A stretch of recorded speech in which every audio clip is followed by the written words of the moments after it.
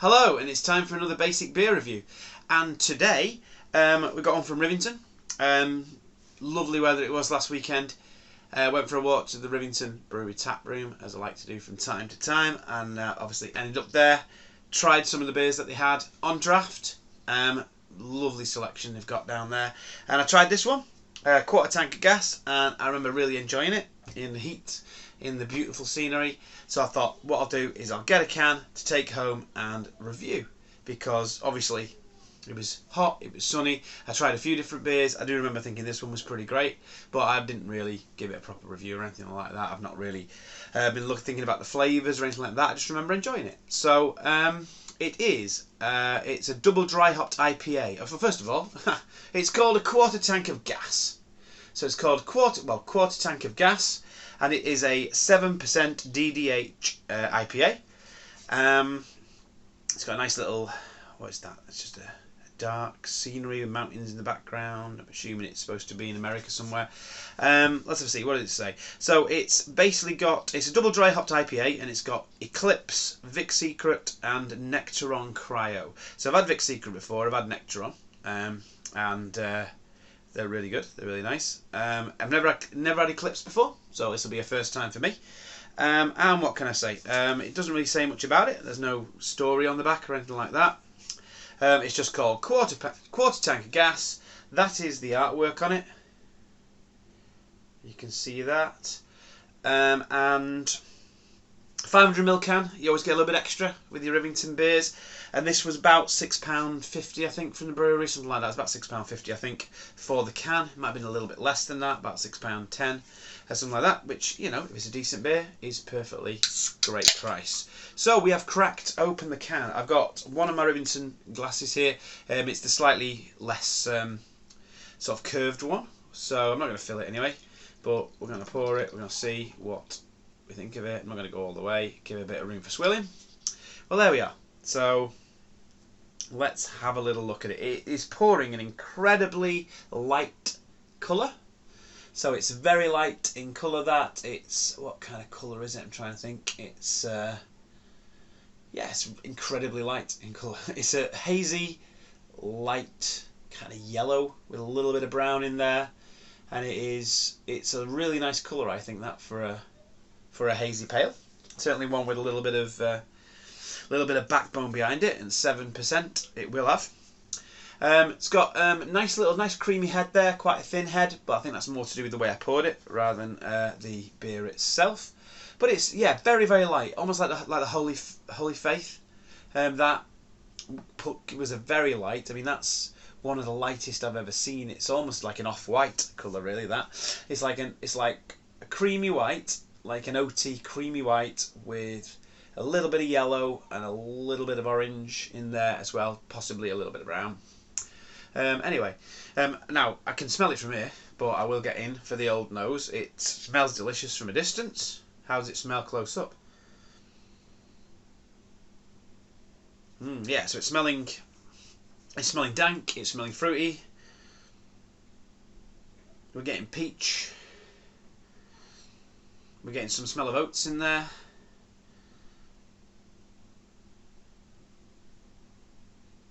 Bit of orange, bit of citrusy, bit of orange, bit of lemon. Teeny bit of grapefruit. It's got quite a dank smell. A little bit of savouriness to it. A little bit of white pepper that I get with some of these beers, with a bit more of a savouriness. Smells a little bit spicy. It smells really, really good. Now, obviously, I really enjoyed this, as I say, last weekend. Was that just because it was really hot and because I've been walking for like, 4 and a bit miles? Or was it because, it was a really, really, really good beer? Well, let's have a see. So I tried a few more while I was over there. And, yeah, they're all great. To be honest, I tried what they have on cask. The stuff they've got on cask is generally really good. They always have Beach House, which is one of my favourites. It's got Motueka in it. It's a lovely beer. It's really reasonable as well, because when it's because it's on cask. It's about £3.80 a pint, I think, or £3.60 it might be a pint, which is brilliant. They had another one on cask. I tried a bit of that. And yeah, they had a few. They had a few on kegs. Well, they had loads on kegs, but I tried a few of the ones that were on keg, and this was one of them. Anyway, I've waffled enough. Let's go in for the old taste. Cheers.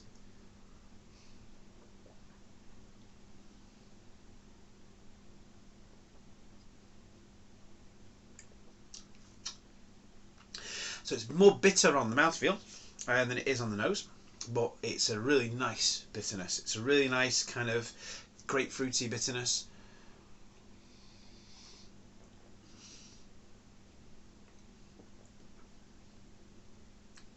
It's got a lovely, smooth, pillowy mouthfeel to it. It's really drinkable.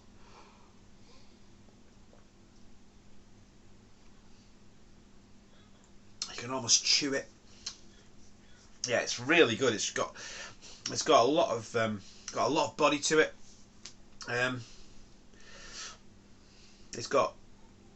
There's a nice depth of flavour to it.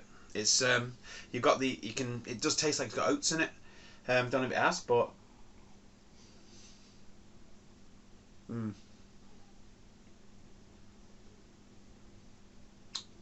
certainly an oatiness in flavour. You're getting a peach in the flavour there. You're getting just a bit of, let's say, like grapefruit, a little bit of the grapefruit bitterness just tickling the tongue there. You're getting some orange. It's there's not loads and loads of fruit in there. I wouldn't say there's loads of different fruit flavours coming in there, but it's got a really nice body to it. It's a really nice body. It's really thick.